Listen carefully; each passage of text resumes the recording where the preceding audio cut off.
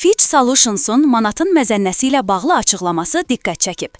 Qeyd edilib ki, Mərkəzi Bankın ehtiyatlı siyasəti, kifayət qədər valyuta ehtiyatları və idarə edilən üzən məzənnə sistemi yaxın illərdə manatın sabit qalmasına kömək edəcək. Sözügedən məlumata rəğmən, vətəndaşlar bununla bağlı tərəddüd içindədirlər. Yaxın zamanlarda manatın taleyi necə olacaq? Global Info.az-a danışan iqtisadçı Asif İbrahimov qeyd edib ki, Fitch Solutions-un analizləri müəyyən məntiqi çərçivədədir. Onun sözlərinə görə, indiyə qədər manatın sabit saxlanması istiqamətində Mərkəzi Bank və Dövlət Neft Fondu müvafiq tədbirlər həyata keçirirdi. Müəyyən mexanizmlər və alətlərdən istifadə edilirdi. Yəni, hansısa zərurət yarandığı halda bazara əlavə vəsait çıxarılırdı. Bu praktika indiyədək davam edir. 2026-cı ildə belə risklərin olub-olmayacağı sual düşündürür.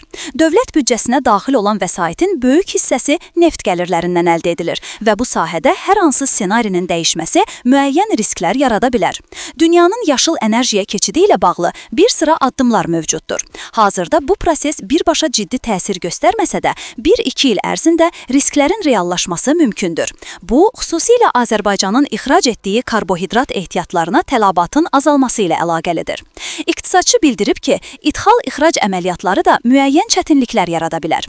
İthalın artması ölkədən küllü miqdarda valyuta çıxmasına səbəb olur və bəzi məhsullarda qiymət artımı ithal xərclərinin yüksəlməsinə gətirib çıxarır. Bu risklərin fonunda isə dövlət büdcəsində 3 fərqli ssenari müəyyən edilib. Hər 3 ssenariyə uyğun olaraq ölkədə maliyyə tənzimləyici funksiyanı həyata keçirən Mərkəzi Bank müvafiq alətlərdən istifadə edir.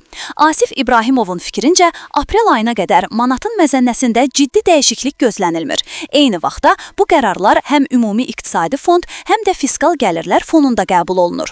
Son 10 ildə də Mərkəzi Bank bütün maliyyə alətlərindən istifadə edərək manatın məzənnəsində stabilliyi təmin edib.